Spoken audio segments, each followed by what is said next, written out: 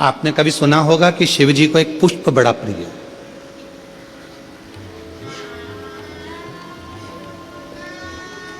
शायद आप लोगों के इधर है कि नहीं हमको नहीं मालूम, पर शिव जी को एक पुष्प बड़ा प्रिय है जिसको शंख पुष्पी पुष्प कहते हैं, जिसको अपारिजिता का पुष्प भी कहते हैं। आप लोगों के इधर है कि नहीं वो हमको नहीं मालूम है, पर एक बेल चलती है, उस बेल पर वो नीले कलर का पुष्प होता है, शंख जैसी उसकी आकृति होती है और नीला पुष्प होता है, नीले कलर। आप लोगों ने देखा है? किस किस ने देखा? जरा हाथ उठाओ सब लोग। देखा है मतलब रखो। आप देखा है तो फिर तो कथा आप लोगों के बुद्धि में बैठ जाएगी। लाए हो क्या? ला देव देव देव लाओ लाओ देव ला।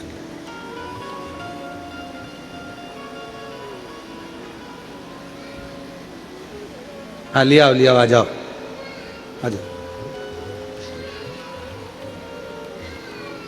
और शंभु शरणे पड़ी मांगू घड़ी रे घड़ी दुख घाटो दया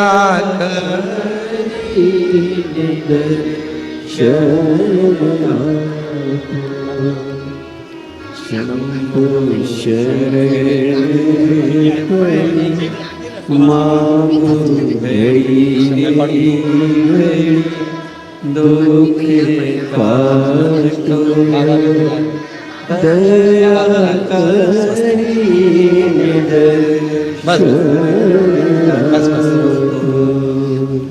कैसा नीला कलर का पुष्प होता है, देखो। छोटा है थोड़ा हमारे हाथ में, ये फूल का बेटा है, ठीक है, पूरा फूल नहीं है, ठीक है, फूल का बेटा है, छोटा सा। अच्छा दिख रहा है? काय आस्था वालों दिखाओ तो सही, दिखाओ जरा बाजू में, और थोड़ा सा पास कर दो तो सबको नजर आ जाएगा, ठीक क्या? शंख पुष्पी, अपारिजात भी बोला जाता है इसको, ठीक है। हर हर विराजो विराजो। तो एक पुष्प अपन कहते हैं, हमारे भगवान देवादिदेव महादेव को, भगवान शंकर को बड़ा प्रिय है ये पुष्प। अब किसी से पूछा जाए, आप कह रहे हो कि शंकर भगवान को ये नीला फूल, ये शंख पुष्पी भगवान शिव को इतनी प्रिय क्यों है, भगवान शंकर को इतनी प्रियता क्यों है, कोई से पूछे तो वो बताए चाहे ना बताए, पर शिव महापुराण का संवाद कर कंठ में स्वयं मां जगत जननी ने 10 विद्या में से एक मां को याद किया, और मां तारा का एक स्वरूप मां सरस्वती के रूप में विराजमान हो गया। कंठ में रहने से विष की तपन के कारण, कंठ में रहने से विष की तपन के कारण उनका स्वरूप नीला पड़ गया, और जब उनका स्वरूप नीला पड़ गया तो भगवान देवादिदेव महादेव ने कहा, सुनो पार्वती, संसार के लोग, भूमंडल में रहने वाला यदि कोई भी मानव जिसकी विवेकता, बुद्धि, विचार, सोच, ज्ञान थोड़ा सा भी अगर उसमें कम है, तो वो नील सरस्वती का यदि आवाहन करे, मां नील सरस्वती स्तोत्र का पाठ करे, मां नील सरस्वती की स्मरण करे, तो उसकी विवेक, उसकी बुद्धि तीव्र होती, श्रेष्ठ। और सुनो पार्वती, यदि मान लो कोई नील सरस्वती का स्तोत्र का पाठ नहीं कर पाए, आराधना नहीं कर पाए, साधना नहीं कर पाए, स्मरण ना कर पाए, अगर कोई बच्चा एक शंख पुष्पी पुष्प को समर्पित कर कर जलाधारी पर और एक लोटा जल यदि वो समर्पित करता है और उस जल का आचमन कोई बच्चा नित्य प्रति करता है तो वो बच्चा धीरे धीरे विद्वत्ता धारण करता ही जाता है। जो याद करता है वो भूलता नहीं। ये मां नील सरस्वती की कथा। दो सरस्वती का दर्शन आपको और हमको होता है, दो सरस्वती का स्मरण आप और हम करते हैं। एक सरस्वती जो स्वयं श्वेत वस्त्र धारण करी है, हंस पर बैठी हैं और बड़े आनंद के साथ में मां सरस्वती का सुंदर स्वरूप है। पर एक सरस्वती ऐसी हैं जो नीला उनका स्वरूप है और नील सरस्वती के रूप में उनकी पूजन होती है। मां नील सरस्वती। महाराज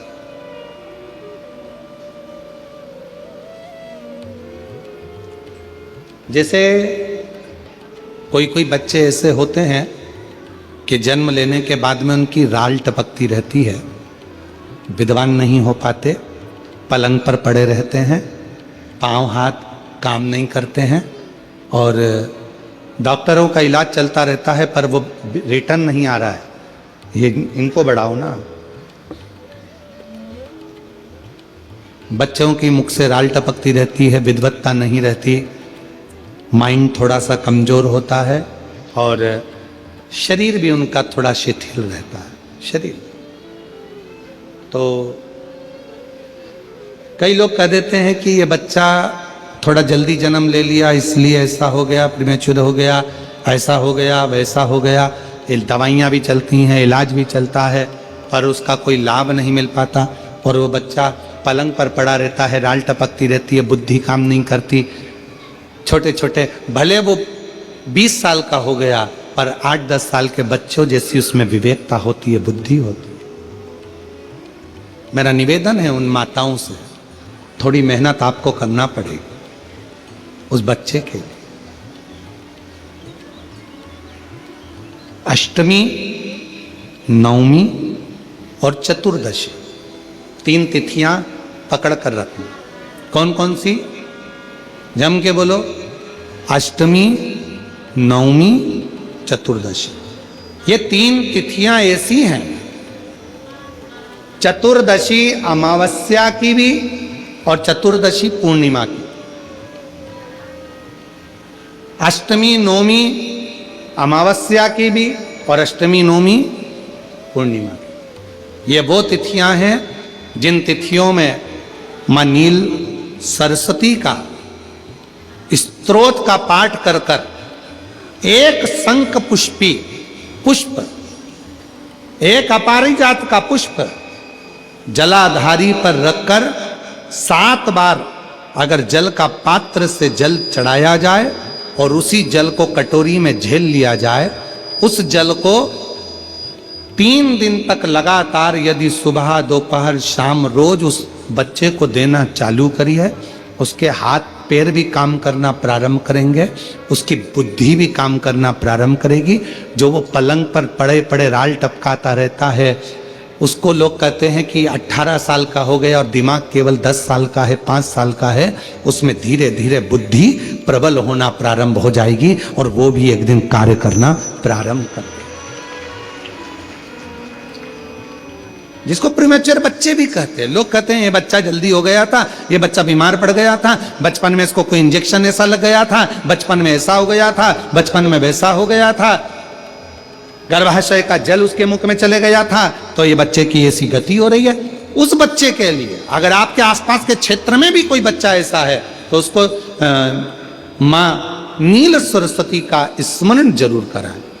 और अगर आप लोगों के पास में मां नील सरस्वती का स्तोत्र का पाठ ना मिले तो प्रयास करिएगा, मोबाइल पर सर्च कर कर मां नील सरस्वती का स्तोत्र भी निकाल सकते हो।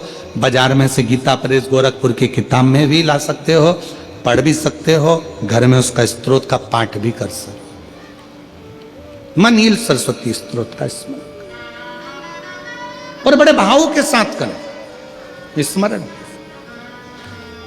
और कोई कोई माताएं कह देती हैं, कोई बच्चा कह देता है मम्मी मुझे याद नहीं होता, याद करता हूँ परीक्षा हॉल में जाकर भूल जाता हूँ, मैं कुछ पढ़ता हूँ बाद में जाके भूल जाता हूँ, स्मरण में नहीं रहता। तो उनसे भी निवेदन है, आप माँ नील पाठ नहीं पढ़ सकते, स्तोत्र नहीं कर सकते, संस्कृत में नहीं पढ़ सकते, तो माँ नील सरस्वती के नाम से अष्टमी, नवमी और चतुर्दशी के दिन एक शंख पुष्पी पुष्प को, नीला कलर का जो फूल होता है बेल में लगा होता है, जो शिव जी को अति प्रिय होता है, उस पुष्प को आप जलाधारी पर रख दीजिए। जलाधारी जानते हो ना सब लोग, शिवलिंग पर नहीं, जलाधारी पर रख दीजिए और जल चढ़ाना 7 बार प्रारंभ करिए। बाबा देव अधिदेव महादेव आपको याददाश्तता में प्रवर करेगा। परीक्षा हॉल में जितना तुम याद कर कर गए हो, अच्छी मेहनत कर कर गए हो, तो भूलोगे नहीं, तुम्हारी बुद्धि तीव्र होती चली जाएगी, प्रबल होती चली।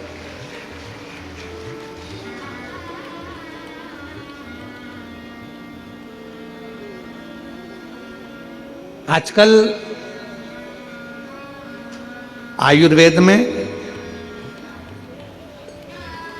आप लोग अगर आयुर्वेदिक दवाइयाँ लेते होंगे, आयुर्वेद वालों के पास यदि जाते होंगे, तो वो भी अगर बच्चा पढ़ने में कमज़ोर है, बुद्धि से कमज़ोर है, तो उसको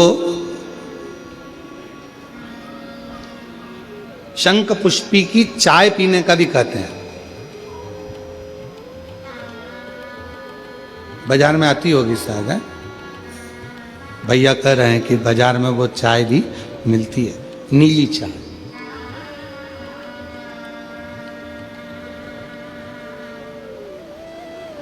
महाराज याददाश्ता के उसको प्रबर करने के लिए लोग शिव कथा कर रही है।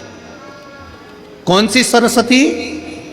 जम के बोलो, जम के जरा, पूरा तो नाम बोलो, माँ नील सरस्वती। तुमने डायरेक्ट कह दिया नील सरस्वती।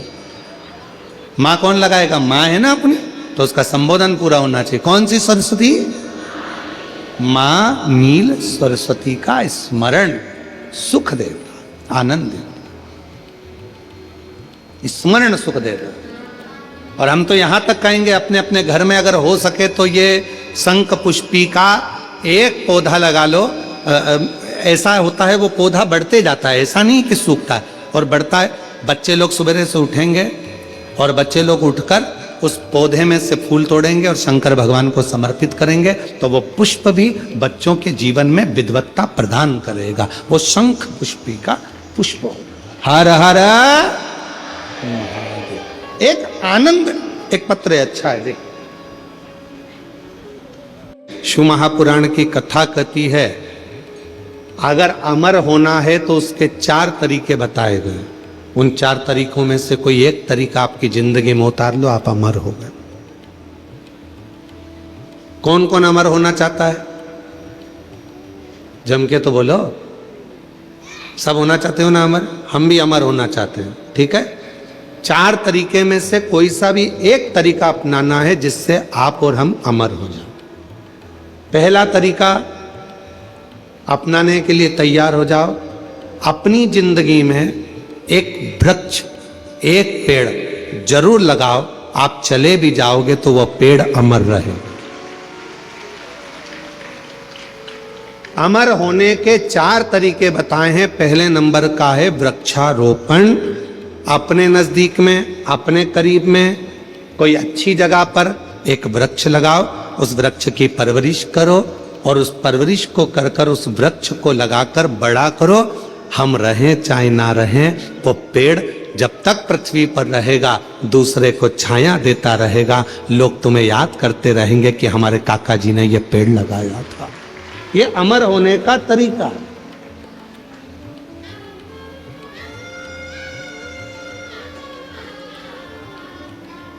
इसलिए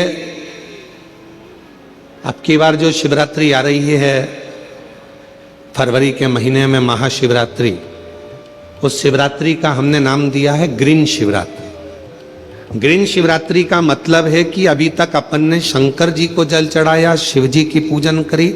इस वर्ष 2026 में महाशिवरात्रि के दिन सबको एक एक वृक्ष लगाना है, बेलपत्री का पौधा लगाना है, उसकी परवरिश करना है, उसको बड़ा करना है, जिससे आप और हम रहें चाहे ना रहें, पर वो बेलपत्री का वृक्ष जब बड़ा हो, उसकी पत्तियां टूटकर शिव जी को समर्पित हों और हमारी यह पृथ्वी पूरी हरी भरी हो और लोगों को ऑक्सीजन की जरूरत ना पड़े, वेंटिलेटर की जरूरत ना पड़े, हमारा पूरा देश फिर ग्रीन हो, हरा हो और हरा भरा। इसलिए अमर होने के 4 तरीके बताए। पहले नंबर पर है वृक्ष लगाओ और वृक्ष लगाने की प्रेरणा दो। दूसरे नंबर पर अमर होने का दूसरा साधन बताया। अमर होना चाहते हो तो दूसरा तरीका है, अपने बच्चे को जैसे पढ़ाते हो वैसे ही कोई गरीब का बच्चा जिसको अच्छी एजुकेशन की जरूरत है और उसके पास पढ़ने का पैसा नहीं है, अपने पैसे से उस बच्चे को धीरे धीरे पढ़ाना चालू करो। जब वो किसी अच्छे ओहदे पर जाकर बैठ जाएगा, समझ लेना कि आप अमर हो गए, आपकी जिंदगी अमर हो गई, आप अमर हो गए।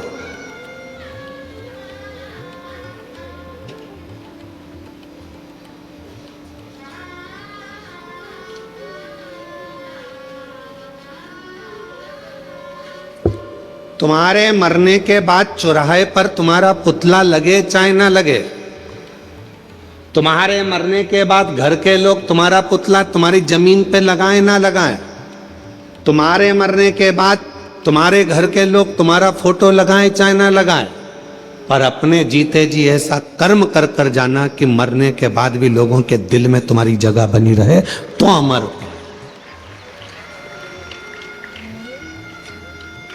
तो आप अमर हो, वरना अमरता का। तीसरे नंबर पर बताया कि हृदय की मिठास, प्रेम लुटाते चलो, प्रेम देते चलो, अमर। वो एक गीत की लाइन है ना, वो राम आए जो दीन दुखी, राम आए जो दीन दुखी, सबको गले से लगाते चलो। ये माइक की गंगा नहीं चल रहा है, बहाते चलो। प्रेम की गंगा बहाते चलो। प्रेम की गंगा बहाते चलो।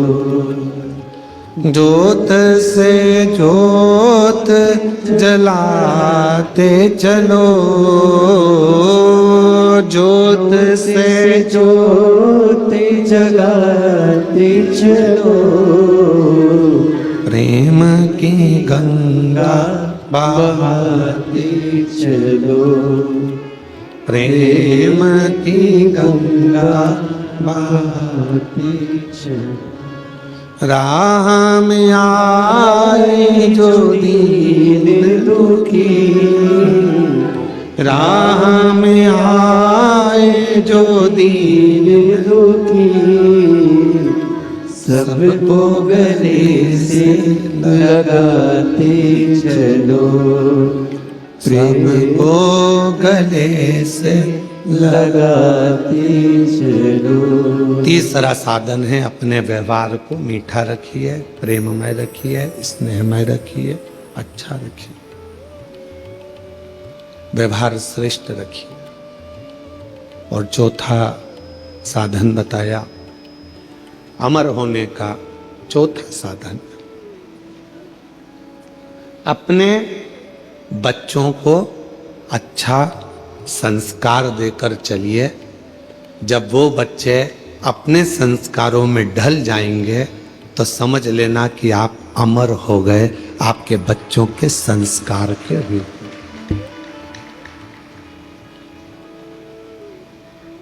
कौन कौन अमर होना चाहता है? बोलो, हाथ उठाओ जल्दी से। होना चाहते हो अमर?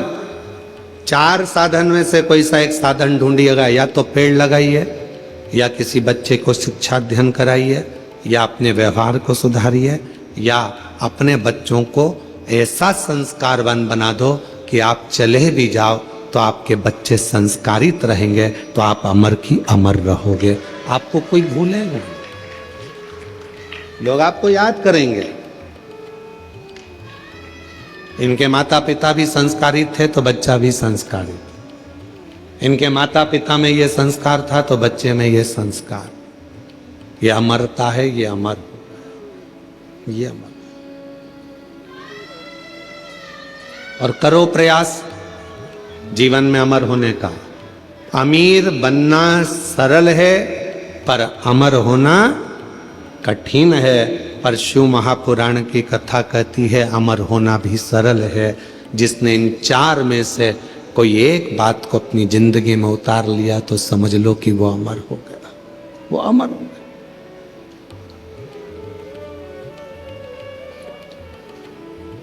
अच्छा करते चलो।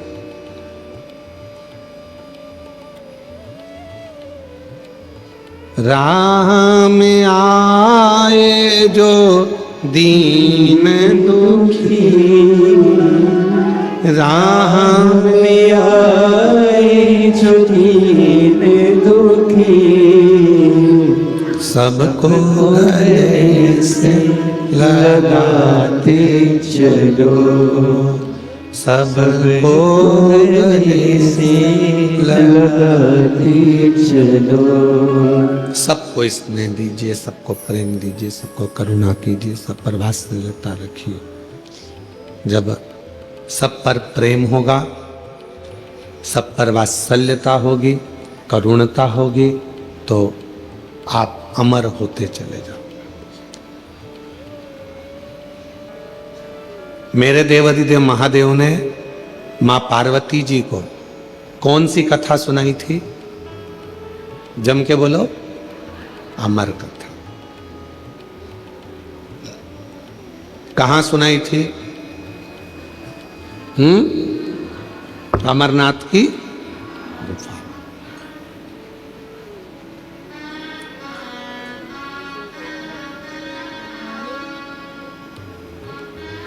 सर्प को सुनाई थी क्या? जम के बोलो, नहीं। चंद्र को सुनाई थी? नहीं। नंदी को? नहीं। मेरे भगवान देवाधिदेव महादेव ने अमर कथा सुनाई तो केवल मां आद्य शक्ति पार्वती को सुनाई।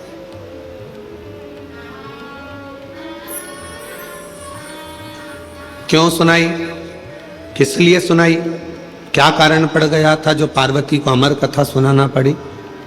उसका केवल एक कारण था, यह आद्य शक्ति पार्वती जगत की मां है, और मां यदि अमर हो गई तो ये राष्ट्र को अमर होने में कोई दिक्कत नहीं आएगी। संपूर्ण विश्व अमर हो जाएगा, संपूर्ण विश्व। कथा सुन, और अमर कथा क्या? कौन सी अमर कथा? जिस अमर कथा को सुनने के लिए स्वयं देवता भी ललायित थे, जिस अमर कथा को सुनने के लिए संपूर्ण ब्रह्मांड के जितने भी देवी देवता हैं वो ललायित थे, उस अमर कथा को केवल भगवान देवाधिदेव महादेव माता पार्वती को श्रवण कराते हैं। केवल मां जगत जननी को, अंबा को श्रवण कराते। किस लिए? क्योंकि शिव चाहते हैं कि पार्वती इस कथा को सुन ले, और अगर जगत की मां, एक नारी, एक स्त्री जब इस कथा को सुनती है तो वो अकेली उस कथा को अपनी जिंदगी में धारण नहीं करती, वो प्रसाद के रूप में उस कथा को जनमानस में पहुंचा देती, पहुंचा देती। हमसे लोग कहते हैं, क्यों गुरुजी आपकी कथा में पुरुष लोग कम आते हैं, माताएं ज्यादा आती हैं, जीजियां ज्यादा आती हैं, स्त्रियां ज्यादा आती हैं, उसका कारण क्या है? हमने कहा कथा की जरूरत भी पुरुष से ज्यादा स्त्री को है। क्यों? उसको राष्ट्र का निर्माण करना है, उसको अपने बच्चों को संस्कारित करना है, उसको अपने बच्चों को पढ़ाना है, लिखाना है, विद्वान बनाना है, उसको अपने बच्चों को ज्ञान उपदेश देना है, तो कथा की जरूरत स्त्री को जानना। फिर किसी ने कहा आप स्त्रियों की इतनी तारीफ करते हो, आप महिलाओं की इतनी तारीफ करते हो, तो स्त्रियां रोती क्यों हैं? जरा जरा सी बात आती है और वो रोने बैठ जाती हैं, रोती क्यों है? हमने कहा उनको रो लेने दो, वो अच्छा है, अगर रोएगी नहीं तो रुद्र हो जाएगी, इसलिए उसका रोना भी जरूरी है, उसका रोना जरूरी है। बेटे की गोद, बेटे को बीमार होता हुआ देखेगी, आंख से आंसू बहेंगे, पति को रोगग्रस्त देखेगी, आंख से आंसू बहेंगे, बेटी के ऊपर कोई भी तकलीफ आएगी, आंख से आंसू बहेंगे, परिवार में अगर किसी ने कुछ कह दिया, आंख से आंसू बहेंगे, किसी ने कुछ कहा, आंख से आंसू बहेंगे, पति ने कुछ कह दिया, आंख से आंसू बहेंगे। क्यों रोती है स्त्री?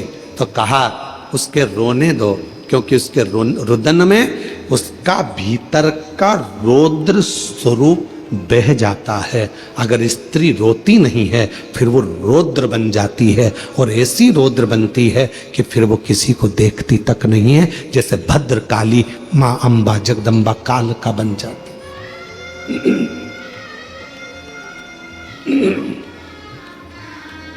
फिर वो भद्र काली, वो काल का बन।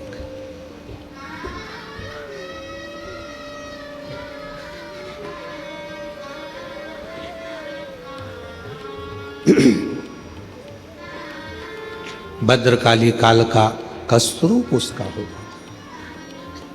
आपने देखा मां काली का चरण किस पे रखा हुआ है? बोलो, जम के बोलो, नीचे कौन सोए? जम के बोलो जरा, बाबा भोलेनाथ। क्यों?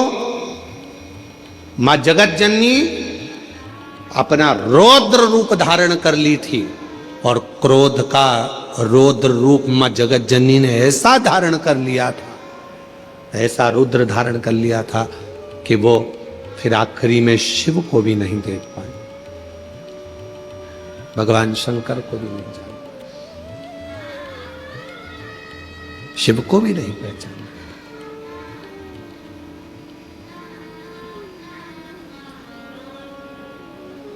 अमर कथा पार्वती जी को, अमर कथा केवल जगत जननी जगदम्बा अम्बा पार्वती को सुनाई दी। हाँ, कथा एक स्त्री के जीवन में जब आती है तो वो कथा को जनमानस को परोस देती, परोस।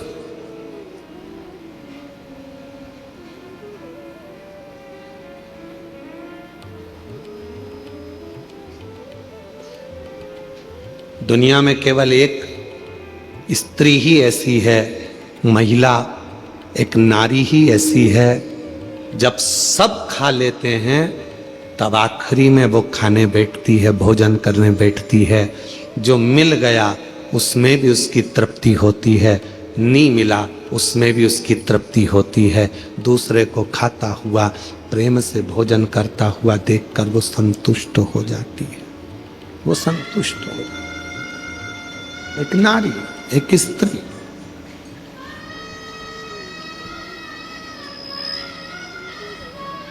कल कथा चल रही थी भगवान देवादिदेव महादेव के मंथन की,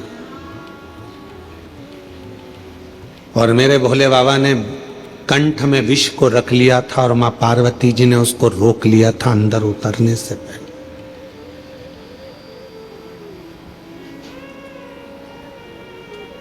उतरने से पहले रोक लिया था। दुनिया के आधे से ज्यादा क्राइम घर में रहने वाली स्त्री रोक सकती है। घर में रहने वाली नारी, घर में रहने वाली एक महिला दुनिया में होने वाले आधे से ज्यादा क्राइम को रोक सकती है। कैसे रोकेगी? अपने पति को अच्छा उपदेश देकर, उसको समझाकर, अपने बेटे को अच्छा संस्कार देकर, अपनी बेटी को अच्छा ज्ञान देकर, अपने ससुर को अच्छा ज्ञान देकर, अपने पिता को अच्छा उपदेश देकर, अपने भाई को अच्छा ज्ञान देकर, उपदेश देकर, दुनिया में किसी सरकार की इतनी सामर्थ्यता नहीं है जो क्राइम को रोक सके। क्राइम को केवल एक रोक सकती है, वो घर की केवल नारी होती है जो अच्छे संस्कारों से इन क्राइम को रोक सके। एक कथा बचपन में पढ़ने को मिली थी, शायद हमें उम्मीद है कि आपने छत्तीसगढ़ वासियों ने भी इस कथा को जरूर पढ़ा होगा। हमने पढ़ा है अपने बचपन में, तो तुमने भी पढ़ा होगा। कथा सुनने को मिली थी, पढ़ने को मिली थी। एक छोटा सा बच्चा स्कूल में जाता है पढ़ने के लिए, उसको एक पेंसिल मिल जाती है। वो अपनी मम्मी को आकर बताता है, माँ मुझे ये पेन मिला है। माँ ने कुछ नहीं कहा। बच्चा दूसरे दिन स्कूल गया, कंपास चुरा कर ले आया। पेन का जो बॉक्स होता है बच्चा वो चुरा कर लेकर आ गया। माँ से कहा, माँ मैं आज बॉक्स लेकर आया हूँ। माँ ने कुछ नहीं कहा। थोड़े दिन बाद बच्चा एक किताब चुरा कर ले आया। माँ ने कुछ नहीं कहा। फिर बच्चा कॉपी चुरा कर लाया। माँ ने कुछ नहीं कहा। वो बच्चा धीरे धीरे धीरे धीरे धीरे धीरे एक नामी चोर बन गया। चोर बनकर एक दिन पकड़ा गया, थाने में बंद हुआ। पुलिस वालों ने उसको खूब मारा, अंदर बंद कर दिया। और बंद करने के बाद आखिरी में जज के सामने उसको खड़ा करा गया और उसको मृत्यु दंड की सजा मिल गई। मृत्यु दंड की जब सजा मिली तो उससे पूछा गया, तेरी अंतिम इच्छा क्या है? उसने कहा, मैं अपनी माँ के कानों में कुछ कहना चाहता हूँ, बस अंतिम इच्छा मेरी ये है। उसकी माता को बुलाया गया। उसके मरने के पहले जब माँ आई, उसकी माँ के कानों के अंदर उसने कुछ कहना चाहा। जाओ, तुम्हारा बेटा तुम्हारे कानों में कुछ कहना चाहता है।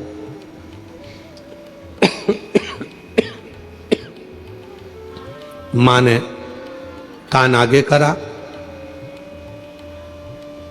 बच्चे ने गला पकड़ रहा है माइक भाई।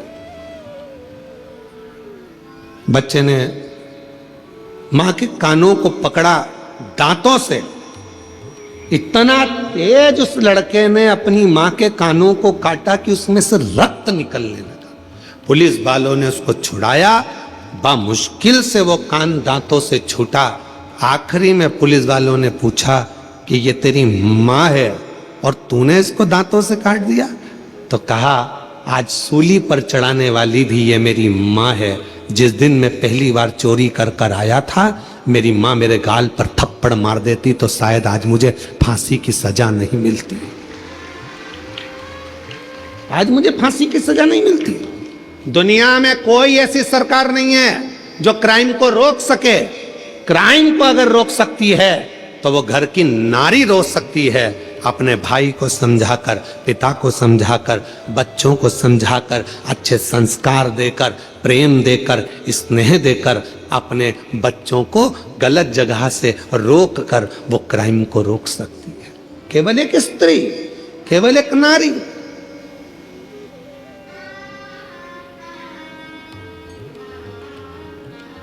उसको रोकना कठिन है, परंतु मां रोक सकती है, स्त्री रोक सकती है, नारी रोक सकती है।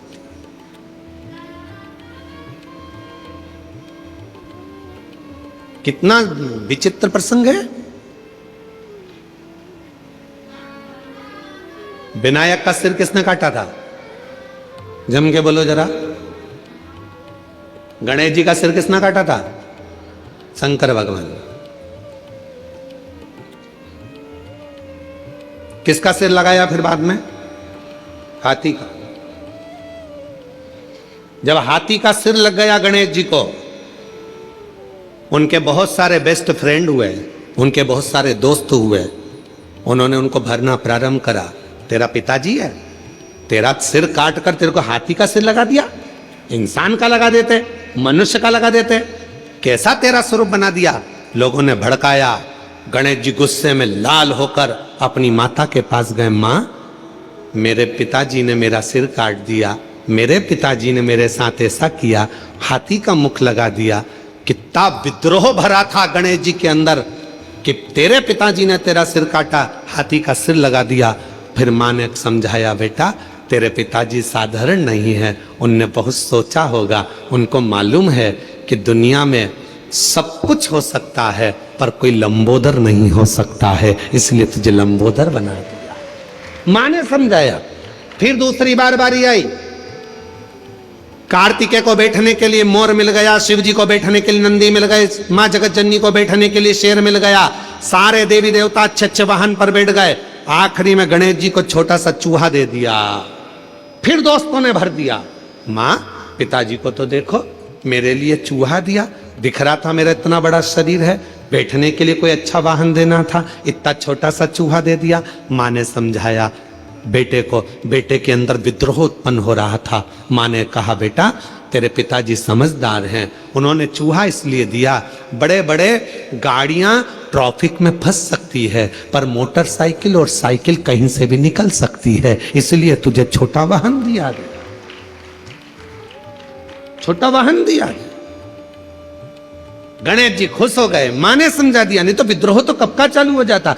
फिर आया बारी, अब की बारी आई कि पृथ्वी की परिक्रमा कर कराना है। मां, सब ने कहा तेरे पिताजी को मालूम था कि तेरे पास चलने के लिए कुछ नहीं, इतना छोटा सा चूहा कितने दिन में पृथ्वी की परिक्रमा करेगा। पिताजी को मालूम था कार्तिकेय जीतेगा, उसको प्रथम गिनती में ला दूंगा। पर गणेश जी, तेरे पिताजी ने तेरे साथ चाल चल। गणेश जी को विद्रोह आया, माँ के पास गया, माँ देखो पिताजी ने ये कोई बात बोलना चाहिए कि पृथ्वी की परिक्रमा जो करेगा पहले वो प्रथम गिनती में आएगा। अब तो मेरे पास तो इतना छोटा सा चूहा धीरे धीरे चलेगा, कब तक पृथ्वी की परिक्रमा करेगा। माँ ने समझाया, बेटा तेरे पिताजी हैं, वो जानते हैं कि तू इतने बड़े चूहे पर बैठकर पूरी पृथ्वी की परिक्रमा नहीं कर सकता, इसलिए तेरे पिताजी ने मेरे कानों में कह दिया था कि एक काम कर, गणेश जी को बोल देना पूरी पृथ्वी की परिक्रमा ना करे तो माता पिता की परिक्रमा कर लेना, फल प्राप्त हो।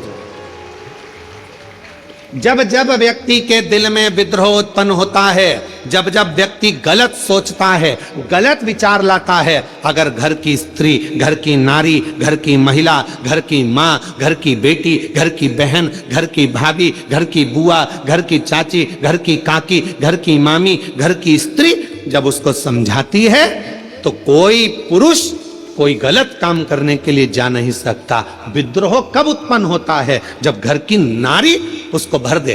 देख लो तुम्हारे भाई को, देख लो तुम्हारे मामा को, देख लो, जब अंदर इतनी ईर्ष्या भर दी जाती है कि पुरुष फिर क्राइम करने को आगे बढ़ जाता है और तलवार लेकर, चक्कू लेकर दौड़ पड़ता है।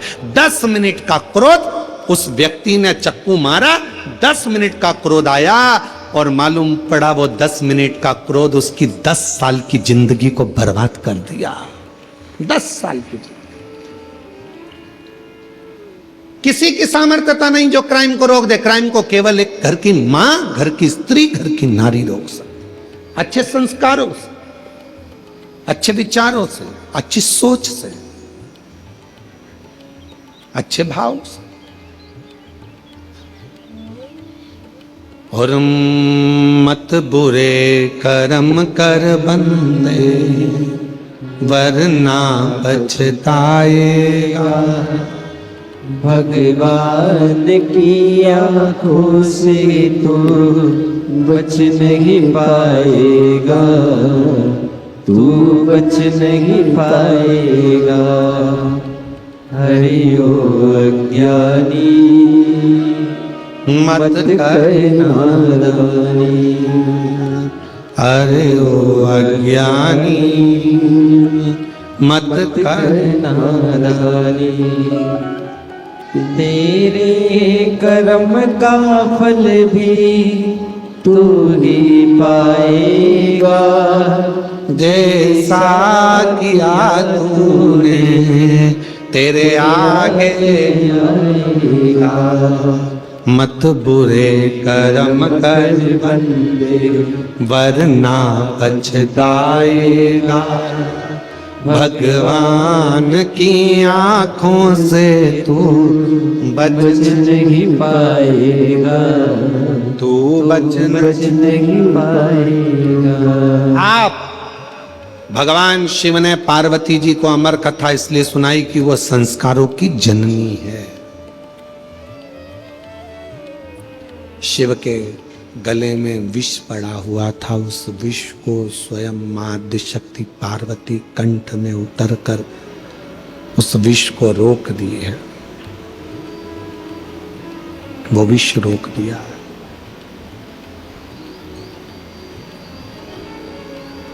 अगर वो विष नीचे उतर जाता तो भगवान शंकर जी के प्राण, क्योंकि हलाहल विष था, हलाहल विष, शिव के प्राण जा सकते थे। पार्वती जी कंठ पर बैठ गई और विष को नीचे नहीं उतरने दिया। विष नीचे नहीं उतरा।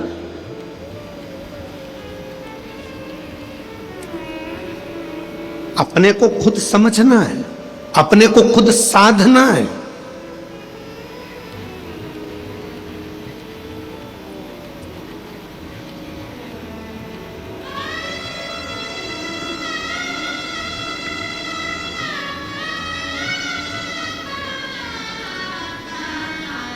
जब हम अपने आप को साधेंगे, अपने आप को समझेंगे, तो दुनिया में समझने वाले सब हो जाए।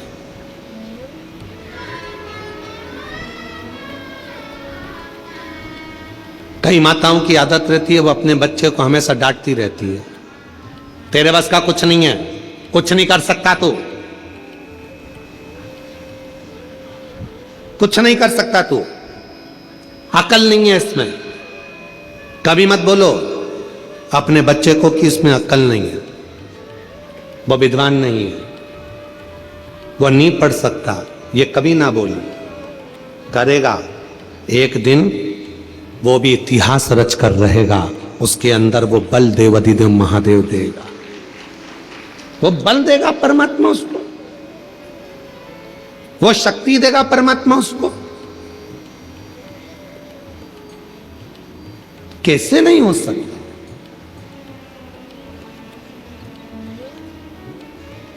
एक पत्र है, अच्छा है।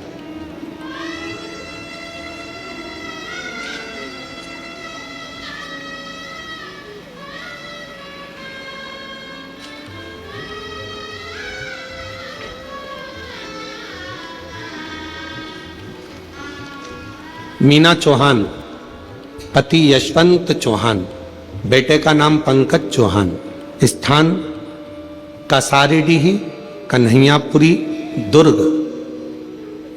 कहीं बैठे हो तो हाथ आपकी हैं दीदी, हाथ हिला दो, आ जाइए, बेलपत्र लेकर जाइए, आइए। मैं पशुपतिनाथ व्रत का और एक लोटे जल का क्या वर्णन करूं गुरुदेव। मेरे बेटे का नाम पंकज चौहान, 2-3 साल से पुलिस की नौकरी की तैयारी कर रहा था, परंतु वह 2-3 नंबर से फेल हो जाता था। गुरुदेव, मैंने अपने बेटे से कहा, सियोर वाला महाराज कहता है, एक बार पशुपतिनाथ का व्रत कर, मंदिर जाकर एक लोटा जल चढ़ा और फिर पूरी मेहनत कर। सियोर वाला बाबा कहता है कि अपनी मेहनत को 4 गुना कर, परिश्रम इतना करना, रात दिन मेहनत करना, रिजल्ट भोले बाबा अच्छा देगा। मेरा बेटा मंदिर जाना प्रारंभ करा, पशुपति व्रत किया और एक लोटा जल चढ़ाता, फिर वह बाबा की ऐसी कृपा हुई, उसने एग्जाम दिया और बाबा की कृपा से 16/12/2025 को बाबा की कृपा से जो उसने पूर्व में एग्जाम दिया था उसमें उसने क्लियर करा और 16/12/2025 को उसका ज्वाइनिंग लेटर आ गया और मेरे बेटे का पुलिस में नौकरी लग गया। मैं बाबा को प्रणाम करने के लिए यहाँ आई, बाबा को नमन करने के लिए।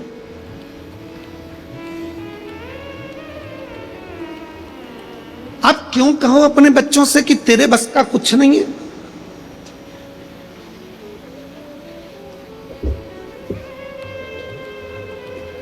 कभी अपने बच्चे से मत कहो कि तेरे बस का कुछ नहीं है।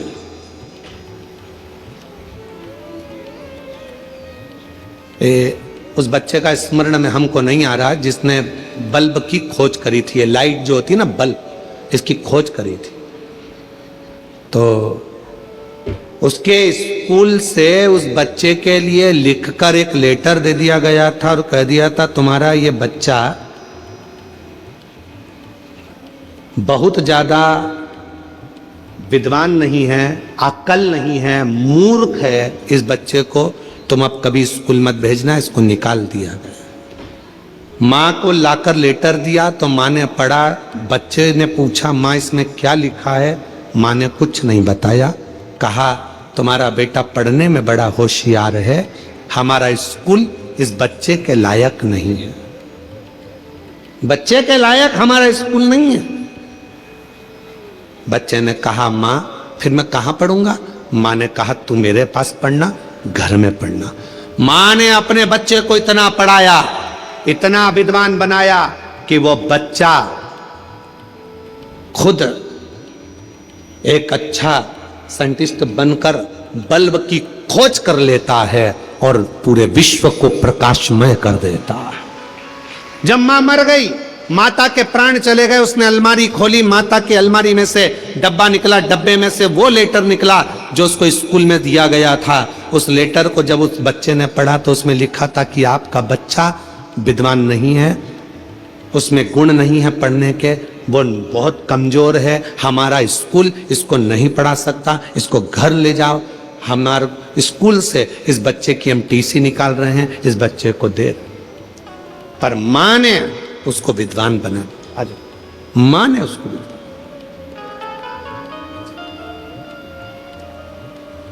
अब ये मां है ना, इनने भी अपने बेटे से कहा ना कि वो सियोर वाला बाबा कहता है मेहनत को 4 गुना करो, पढ़ाई रात दिन करो, 2-4 नंबर से अगर रुक रहे हो फिर मेहनत करो।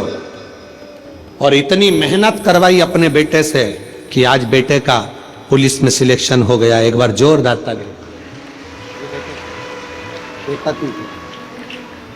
बधाई, एक बार जोरदार ताली बजाओ, खूब खूब बधाई आपको साधु। एक माँ, एक घर की स्त्री, एक घर की नारी कभी ना कहे अपने बच्चों से कि इसमें विद्वत्ता नहीं, इसमें ज्ञान नहीं, ये कुछ नहीं कर सकता। करेगा।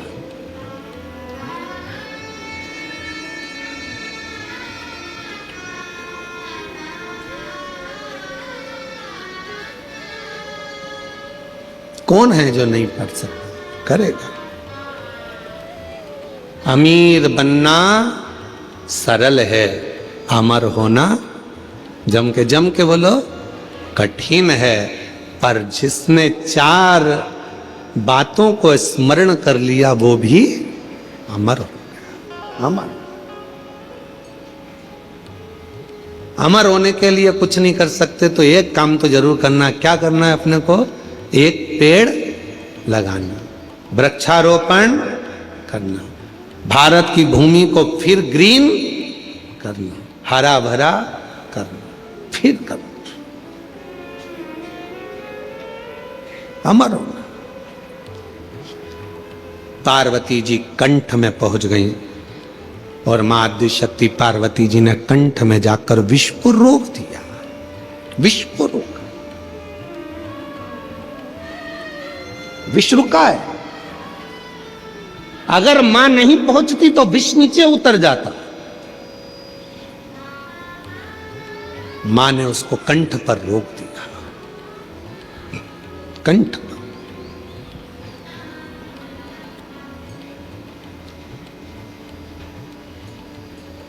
मेरी जीजियों, मेरे जीजाओं, मेरी बेटियों, बेटाओं, मेरे बुजुर्ग माँ बाप, एक बात का स्मरण अपने अंदर रखिएगा।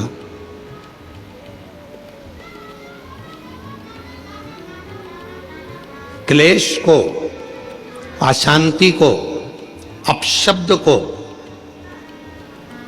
बेकार विचारों को, बेकार सोच को आप घर के बाहर रखिए, घर के भीतर नहीं। घर के भीतर नहीं।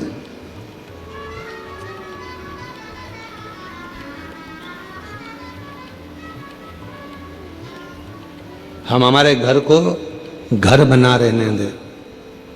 कई लोग अपने घर को बहुत बहुत बहुत विचार कर कर होटल बनाने का प्रयास कर रहे हैं, पर निवेदन है कि घर को होटल ना बनाए। घर को होटल ना बनाए। हम बेटियों से भी कई बार कहते हैं आप अपने माता पिता के द्वारा पढ़ते हो माँ बाप आपको पढ़ाते हैं, माता पिता अच्छी शिक्षा दिलवाते हैं, माता पिता कॉलेज पहुंचाते हैं, माता पिता अच्छे आपको कपड़े पहनाते हैं, माता पिता आपको खूब संभाल कर रखते हैं, खूब खूब व्यवस्था करते हैं। और जब आप बड़ी हो जाती हो, बड़े हो जाते हो, अच्छे कॉलेज में पढ़ जाते हो, आपकी जॉब लग जाती है, आप अच्छा कमाने लगते हो, फिर आप सोचने लगते हो कि अब मुझे मेरे माँ बाप की जरूरत नहीं।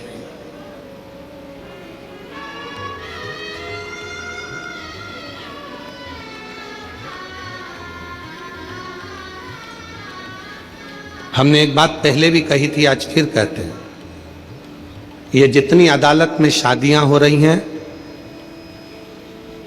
हम उसका विरोध कभी नहीं करते, हम नहीं करते। खूब करो, अदालत में शादी करो, मना नहीं है, कोर्ट मैरिज करो, मना नहीं है, पर कोर्ट में भी जहां जहां पर बेटा बेटी अपनी शादियां करते हैं, उस जगह पर एक नियम लागू होना चाहिए कि तुम्हारी शादी में तुम्हारे माँ बाप का होना जरूरी है। बाप का घर, पिता का घर, माँ का घर कोई होटल नहीं है कि तुम रहे, बचपन निकाला, पढ़ाई करी, माँ बाप का खर्चा करा, खूब पढ़े, अच्छे कपड़े पहने, माँ बाप ने अच्छे कॉलेज में पढ़ाया, स्कूल में पढ़ाया, विद्वान बनाया, सर्विस लगाई, नौकरी लगाई, बाहर शहर में भेज दिया, और बाद में जब तुम्हारा संबंध का समय आया तो तुमने अपने माँ बाप के चेहरे पर कालिक पोंछ दी और तुम चले गए शादी करने के लिए। कम से कम एक नियम तो होना चाहिए कि जिस माँ की कोख से तुम निकले हो, जिस माँ ने तुम्हें गोदी में रखा है, जिस बाप ने अपनी पूरी पूंजी तुम्हारे परवरिश में लगा दी, तुम्हारी एक खुशी में क्या तुम्हारे माँ बाप शामिल नहीं हो सकते? क्या माता पिता नहीं हो सकते? घर को होटल मत बनाओ। घर होटल नहीं है कि यहां बड़े होगे और बाद में मन का करोगे, नहीं। प्रत्येक बेटी को नियम लेना चाहिए, चाहे किसी भी कॉलेज में पढ़े हो, किसी भी स्कूल में पढ़े हो, कितनी भी उच्च पद पर बैठकर तुम नौकरी कर रहे हो, पर कितने भी तुम्हारे फ्रेंड बन जाएं, कितने भी दोस्त बन जाएं, किसी की बॉडी देखकर, किसी की गाड़ी देखकर और किसी विधर्मी के चक्कर में ना आकर निर्णय देना कि शादी तो मैं अपने माँ बाप के कहने पर करूंगी, चाहे कुछ भी कर लो।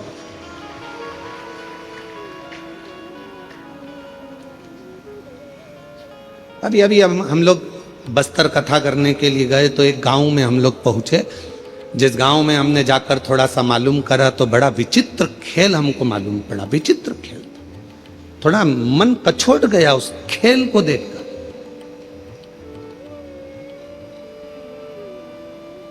कि गांव की साधारण बेटियों को सामान बेचने के बहाने साइकिल पर, मोटरसाइकिल पर सामान रखते हैं, तिलक लगाते हैं, कंठी पहनते हैं, सामान बेचने के बहाने आते हैं और गांव की भोली भाली बेचारी बेटियों को अपने झांसे में लेकर उससे विवाह कर लेते हैं। और बाद में लव जिहाद तो करा ही करा, पर साथ में लैंड जिहाद भी करा, उसको अपना बना लिया और उसकी जो प्रॉपर्टी थी, उसकी जो जमीन थी, उसको भी अपना बना लिया। ये भी चल रहा है।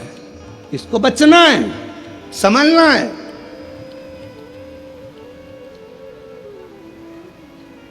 वो लव जिहाद का शिकार तो हुई, सामने लैंड जिहाद का भी शिकार हो रही है। पूरी भूमि चली गई, पृथ्वी चली गई। वो किसान माँ बाप के पास में तो 2 एकड़ 1 एकड़ जमीन थी, जो गांव में छोटा सा एक रकबा था जिसमें वो धान बोता था, खाता था, वो भी ले गया। और अब बेचारा किसान खेत में जाके कोर्ट में केस लड़ रहा है। समझिए, सावधान इंडिया, सावधान मेरे छत्तीसगढ़ की जीजियों, सावधान। भले तुम में छत्तीसगढ़िया सबले बढ़िया, जय जोहार। तुम में वो बल है, एक अंदर से संकल्प लो कि हम, हमारे घर की बेटियां संकल्प ले कि कभी भी हम हमारे माँ बाप को धोखा नहीं देंगे, हम हमारे माँ बाप को कन्यादान का मौका देंगे। सावधान। बहुत जरूरी। पार्वती जी बैठी हैं कंठ में, विष को नीचे नहीं आने दे रही है। विष को अगर एक महिला सोच ले, एक नारी सोच ले, एक स्त्री सोच ले, तो घर के अंदर बुराई नहीं आ सकती, घर के अंदर बुरे विचार नहीं आ सकते, घर के अंदर बुरा खाना नहीं आ सकता, घर के अंदर बुराई बुरा खाना नहीं।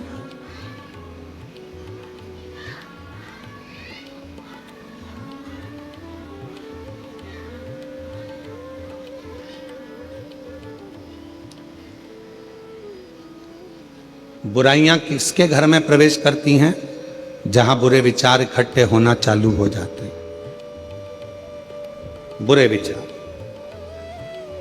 कितने लोग बैठे हैं यहां पर जो रोज नहाते हैं?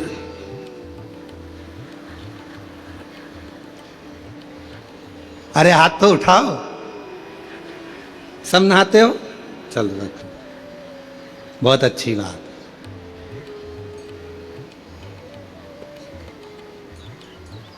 कितने लोग बैठे हैं यहां पर जो रोज साबुन लगा के नहाते हैं? सभी साबुन लगा के नहाते हो? नहा लो, रख लो। काय के लिए नहाते हो? कोई ने तुमको नहाने का बोला? जम के बोलो नहीं। नहा क्यों रहे हो? शरीर पे गुरुजी मेल जम जाएगा। एक दिन नहीं नहाएंगे फिर मेल जमेगा, 2 दिन नहीं नहाएंगे फिर मेल जमेगा, 3 दिन नहीं नहाएंगे फिर मेल जमेगा। इतना मेल जम जाएगा तो जरा सा पानी डले ने यूं रगड़ो तो बत्ती बत्ती निकले, बत्ती बत्ती ऐसी। और इतना मेल जम जाए तो यहां रगड़ो नहीं तो ही बत्ती दिखे दादा, तो ही बत्ती। इसलिए नहाना बोलो बोलो जरूर। रोज का मेल रोज साफ होना चाहिए। उसी तरह याद रखना, अपने घर में अगर थोड़ा सा भी गंदगी आना चालू हो जाए, कोई मदिरा का पान करने लगे, कोई गलत भोजन करने लगे, गलत विचार लेकर आ रहा है, उसी दिन मेल को साफ कर दो, वरना वो मेल जम जाएगा। मेल जम जाएगा, वो मेल जमेगा। काय से आए हो आप लोग यहां पर कथा सुनने के लिए? पैदल, मोटरसाइकिल से, 4 व्हीलर गाड़ी से, बस से? बोलो तो जम के। मान लो बीच में मोटरसाइकिल खराब हो गई या उसका पेट्रोल डीजल खत्म हो गया, तो क्या करोगे? उसमें नली का पानी डाल लोगे? अरे बोलो तो जम के। नहीं, अगर नली का पानी डाल लो तो मोटरसाइकिल चले कि नहीं चले? अरे बोलो तो नहीं चले। क्या करेगी वो? अटक जाए। चलेगी क्या मोटरसाइकिल? नहीं चले। कौन बोल रहा है? नहीं, इधर से एक छोटा बच्चा बहुत प्रेम से बोल रहा है। कौन बोल रहा है? हाँ, आजा, दौड़ के आजा मेरे पास। आजा, दौड़िया, तू भी आजा, आजा, दौड़ के आ, जल्दी दौड़ के आ, आजा।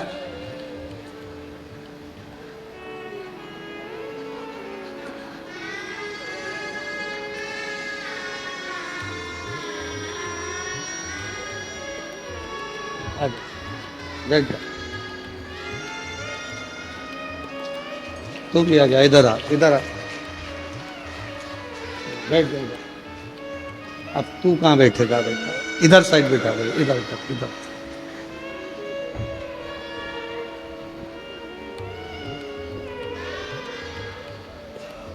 बैठ, इसको बैठ, बैठ जाओ, बैठ जाओ, बैठ जाओ। नहीं बैठना, इसको उतार दो, उतार दो, इसको उतार दो। नहीं, गिर जाएगी, इसको उतार दो, इसको उतार, बिठा, तू बैठ जाओ। मोटरसाइकिल नाली के पानी से चलेगी? नहीं। जम के बोलो जरा। नहीं, नहीं चलेगी। गाड़ी नाली के पानी से चलेगी? नहीं, नहीं चलेगी। तो ये शरीर दारू से चलेगा? नहीं, नहीं चलेगा। चलेगा? नहीं, नहीं चलेगा। अच्छी गाड़ी चलाना है तो अच्छे पेट्रोल की जरूरत है, और शरीर को अच्छा रखना है तो अच्छे भोजन और पानी की जरूरत है। इसमें गटर का पानी मत डालो, नाली का पानी, ये उधर ये दारू का जो नशा है, ये गंदा नाली का पानी है। क्या है वो? पानी। गंदा नाली का पानी है। जरा साथ में बोलो, दारू क्या है? गंदा नाली का पानी है। इसको किसी को भी पीना नहीं चाहिए, नहीं पीना चाहिए। इसलिए क्या करना चाहिए? शिव कथा सुनो, गाड़ी भी चलाओ, होशियारी से चलाओ, सीट बेल्ट बांध के रखो, और नशे में रहकर गाड़ी भी मत चलाना, और अहंकार के नशे में घर भी मत चलाना, बर्बाद हो जाओ, बर्बाद हो जाओ। बोलो हार हार। चलो लो, तुम दोनों ने अच्छी कथा बाची, जोरदार। चलो शम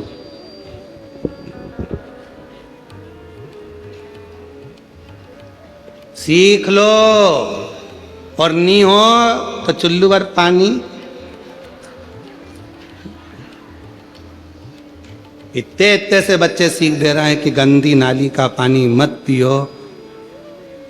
जब नाली का पानी पीने के बाद तुम रोड पे सही नहीं चल सकते तो क्या घर खाक चलाओगे?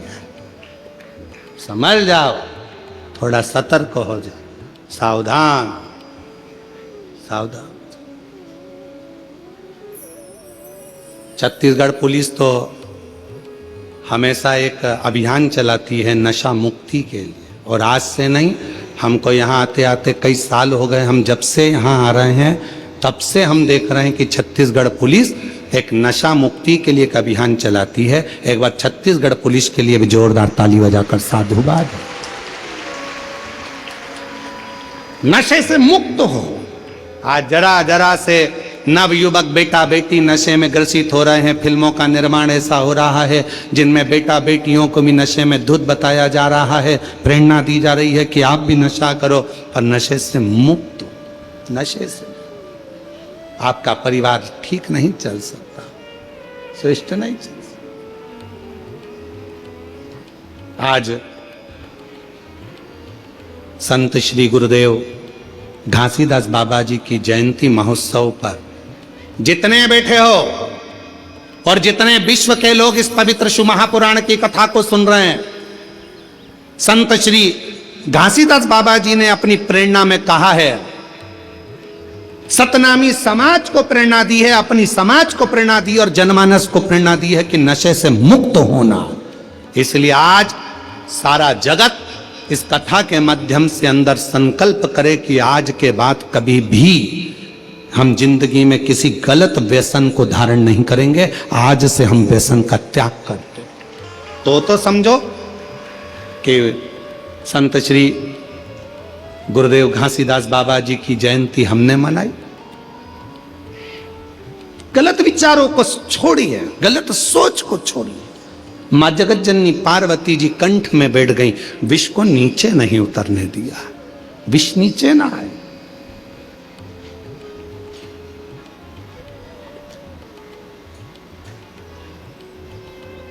ये विष जब नीचे उतरेगा तो बर्बाद कर देगा, बर्बाद।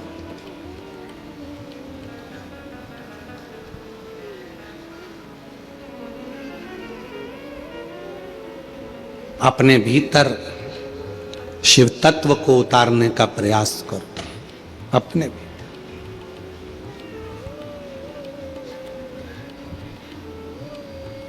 कल एक माता जी कह रही थी, अच्छा हुआ गुरुजी मैं कथा में आ गई। हमने पूछा क्यों माँ, क्या हो गया? कहा अच्छा हुआ गुरुजी, अब तुम्हारी कथा अगली तो 6 महीने बाद आएगी, जून का महीना में, जुलाई का महीना में, सावन महीना में।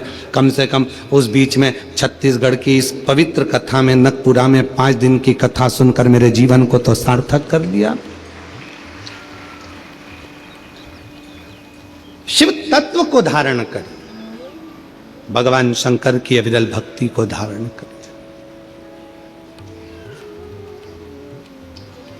और जो जैसी भावना लाया वो वैसा ही फल पाया, नहीं खाली उसे लौटाया वो मन ही मन हर्षा, और कर दिया माला माल काशी वाले ने, लुटा दिया भंडार काशी वाले।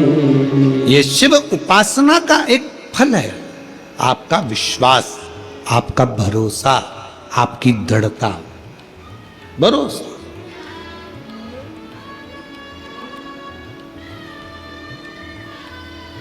150 एकड़ के इस ग्राउंड में यह कथा हो रही है। शायद छत्तीसगढ़ का यह सबसे बड़ा ग्राउंड होगा जिसके अंदर यह कथा हो रही है। 150 एकड़ का यह ग्राउंड, और पंडालों के बाहर इधर भी देख लो, उधर भी देख लो, उधर भी देख लो, जहां तक देखोगे वहां शिव भक्त ही शिव भक्त बैठे हैं। और मेरी जीजियां कितने भाव से, धूप भी हो रही है, अपना छाता, अपनी पानी की 2 बाटल, अपने बिछाने का आसन अपने साथ लेकर चलती है, बैठ जाती है, अपना टेंट खुद लगाती है, कथा सुनती है और भगवान का भजन करती है। कोई मत, अपनी सादगी से, अपनी सादगी।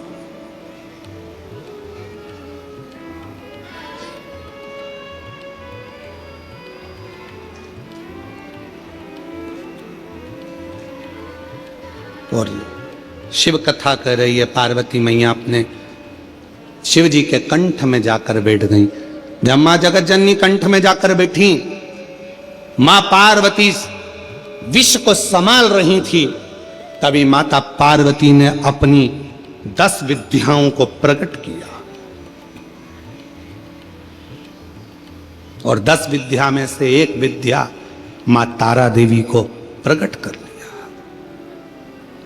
मां तारा देवी ने देखा शिव तो करहा रहे थे, कंठ पर जब विष पड़ा हुआ था, शंकर भगवान करहा रहे थे, और जब करा रहे थे तो मां तारा देवी ने उसी समय पर मां सरस्वती का आवाहन किया, और तारा देवी के ही एक अंश भाव से, मां जगत जननी के अंश भाव से मां सरस्वती जैसे ही प्रकट हुई, कंठ में बैठ गई, बैठकर स्वर की नाद करने लगी। स्वर की,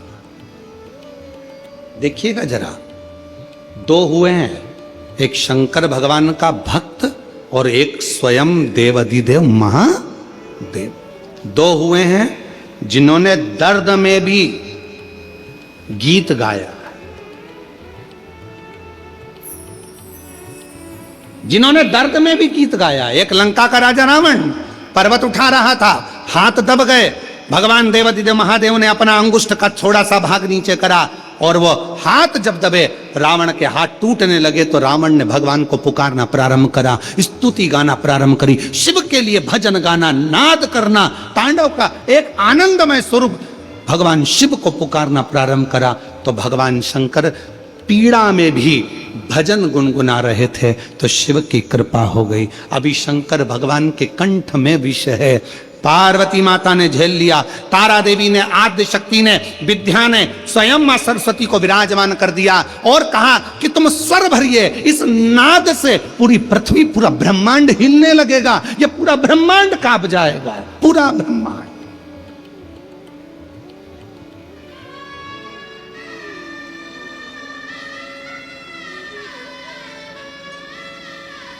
और ये पूरा ब्रह्मांड हिलेगा, इसलिए शिव के नाद में भी आप स्वर दीजिए, स्वर। और सत्यता है मेरी जीजियों, अगर शिव महापुराण में लोग कहते हैं शिव पुराण में क्या है, शंकर की कथा में क्या है, शिव पंडाल में बैठकर कथा सुनने में क्या है, कथा बैठकर सुनने में क्या मिलेगा, क्या प्राप्त होगा, कैसे मिलेगा, क्या मिलेगा। कभी जीवन में अगर मौका मिले, एक बार किसी पंडाल में 5 दिन 7 दिन रहकर शिव महापुराण की कथा सुनकर देखिएगा, जिंदगी में जो कहीं नहीं मिला वो मेरा कुबेर भंडारी देकर जरूर जाएगा, लेकर जाएगा। जब तो ये 150 एकड़ का इतना बड़ा प्रांगण, 150 एकड़ की ये भूमि, और जिसमें इतना विशाल पंडाल, और पंडाल के पार पार पब्लिक और भक्त क्यों आए? किसी के यहाँ कोई चावल देने के लिए, कोई निमंत्रण देने के लिए कोई नहीं गया। बोलो आपके यहाँ कोई आया था क्या निमंत्रण देने? जम के तो बोलो जरा। नहीं। कोई पत्रिका देने आया था? कोई प्रचार किया था तुम्हारे गांव में आके माइक से? कोई होर्डिंग लगाया था तुम्हारे गांव में आकर किसी ने? कुछ भी नहीं।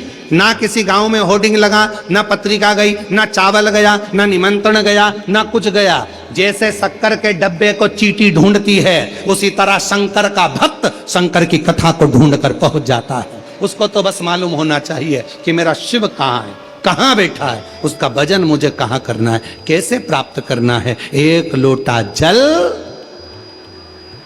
आवाज नहीं आई, एक लोटा जल, बोल बम का नारा है, श्री शिवाय नमस्ते। शिव को भजन, शंकर। और महाराज सरस्वती ने स्वर देना प्रारंभ करा, और जो सरस्वती ने स्वर दिया, कंठ में विराजमान होकर बैठी साधना तप कर रहे।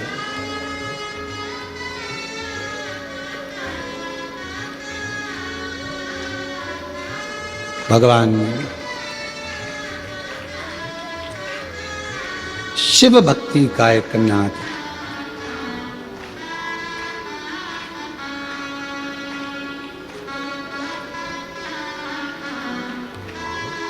और जब भगवान देवाधिदेव महादेव को मां सरस्वती ने कंठ में बैठकर जब नाद किया, नाद,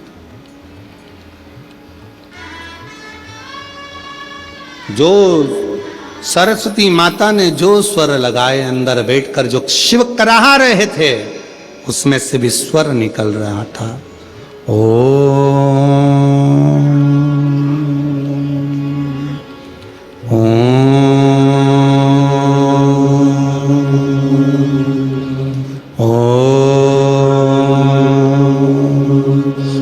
उस कराहने में भी स्वर निकल रहा है, शिव के शब्द निकल रहे हैं।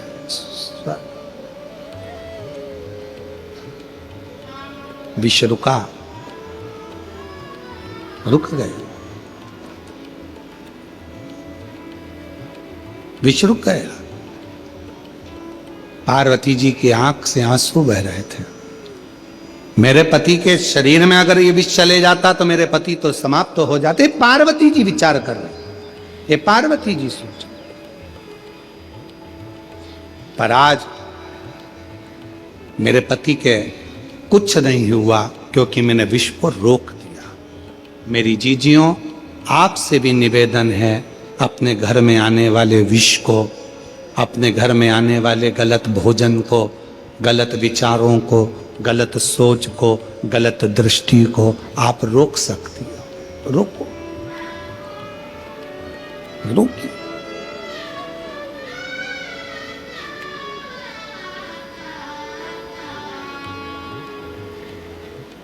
जब रुकेगा सुख अपने आप उत्पन्न होगा, अपने आनंद अपने आप उत्पन्न होगा, उसको रोकिए। देवाधिदेव महादेव भगवान शिव की पवित्र कथा कर रही है, शिव महापुराण की कथा वर्णन कर रही है। मां पार्वती जी भगवान शिव के कंठ पर आ गईं। 10 विद्या में से एक विद्या मां तारा देवी प्रकट हो गईं। उन्हीं के अंश स्वरूप से मां सरस्वती प्रकट हो गईं, जिन्होंने करहाने में भी स्वर दिया और शिव के उस करहाने में ओम नाद का उच्चारण भर दिया। एक बार सभी साथ में ओम नाद करेंगे।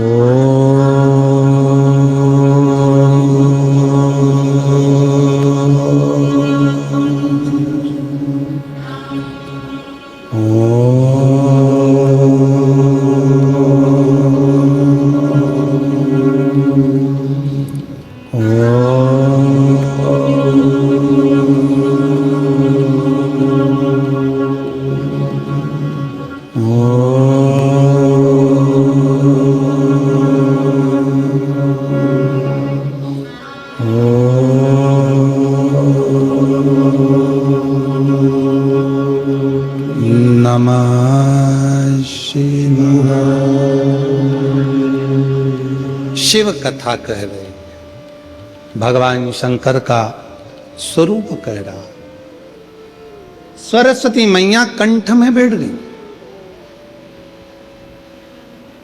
क्या भरा था कंठ के अंदर?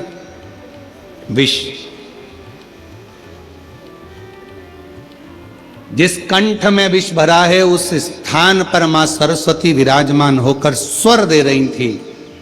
माता का विष के कारण पूरा नीला स्वरूप हो गया, पूरा नीला स्वरूप। जैसे शिवजी का एक नाम नीलकंठ महादेव है, नीलकंठेश्वर महादेव। शिव का एक नाम नीलकंठ महादेव है, वो सरस्वती मैया का स्वरूप भी नीला पड़ गया, नीला स्वरूप। महाराज, जैसे ही मां सरस्वती सामने प्रकट हुई, कंठ से सम्मुख में आई, पार्वती जी ने देखा कि सरस्वती का तो स्वरूप नीला है। जो श्वेत वस्त्र, श्वेत हंस, श्वेत रूप धारण करती है, आज वो नीली पड़ी हुई। नीली? पूछा पार्वती जी ने, तुम्हारा ये स्वरूप कैसे हो गया? कहा, कंठ में विष था, उस विष की तपन के कारण मेरा ये कलर हो गया, मैं शाम हो गई, मैं नीली पड़ गई, नीली उस विष के।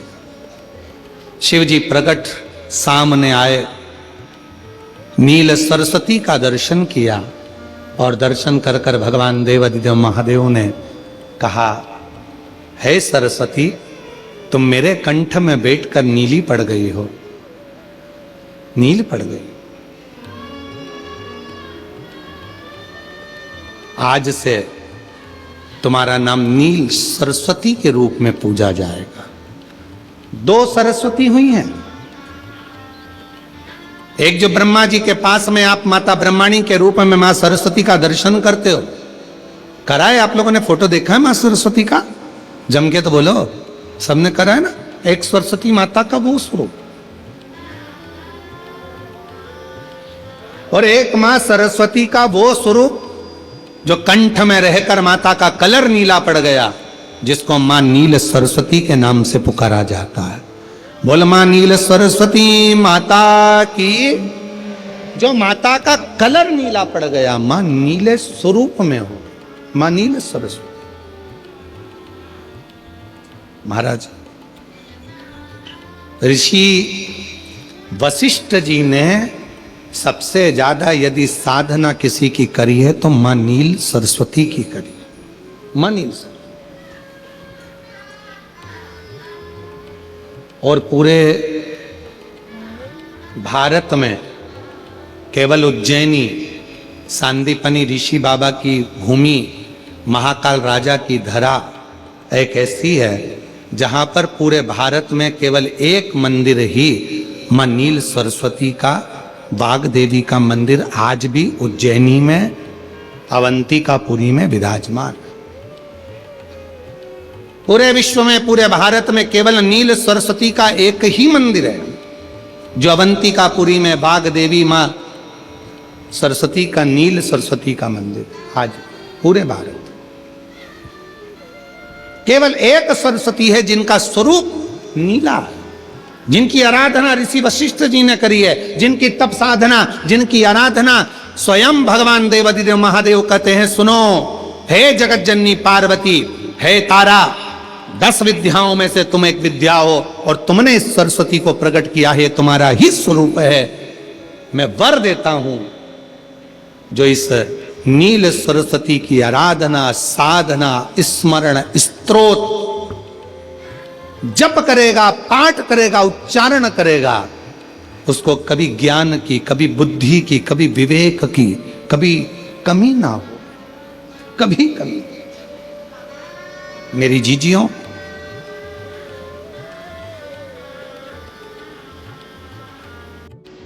भगवान शिव की कथा कर, सुंदर प्रसंग वर्णन कर रहा।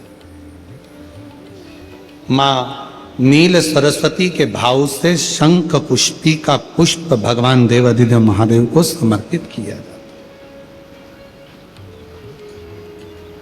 आगे वर्णन आया, मां सती जो कुंभज बाबा के यहां कथा सुनने के लिए गई थी और शिव की परीक्षा ले लेती हैं, शिव त्याग कर देते हैं।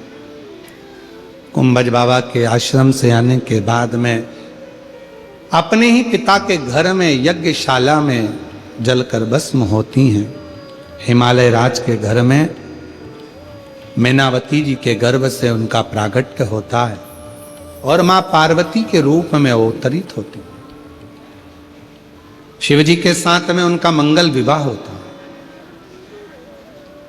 भगवान देवाधिदेव महादेव मां पार्वती की जी के साथ में उनका मंगल आनंद में विवाह का क्रम होता है। निवेदन है, विवाह का मतलब केवल वो नहीं कि वहां वहां लूटी जाए। विवाह का मतलब होता है जहां एक दूसरे के स्नेह के प्रति आदर का भाव, सम्मान का भाव। बहुत धन होगा तो विवाह श्रेष्ठ है, बहुत पैसा होगा तो विवाह श्रेष्ठ है, नहीं। एक लड़की के माता पिता और एक लड़के के माता पिता, एक लड़की और एक लड़का, दो परिवार जब आपस में मिल रहे होते हैं तो उनमें धन की मूलता नहीं, मन की मूलता होना चाहिए। पर आज के जमाने में विवाह को केवल धन तक लाकर छोड़ दिया गया, मन तक विवाह नहीं रहा, उसको मन तक लेकर। मेरे ओघड़दानी मेरे शंकर भगवान मां पार्वती जी के साथ विवाह हो रहा है। जोरदार ताली बजाएं, शिव पार्वती पधार रहे हैं। सुंदर आनंदमय मंगलमय भगवान शंकर का विवाह पार्वती मैया के साथ में हो रहा है। मां जगज्जननी पार्वती मैया भगवान शिव जी के गले में जयमाला पहना रही हैं। जोरदार ताली बजाइए, हर हर। भगवान शंकर पार्वती मैया के गले में जयमाला देते हैं, हार हार।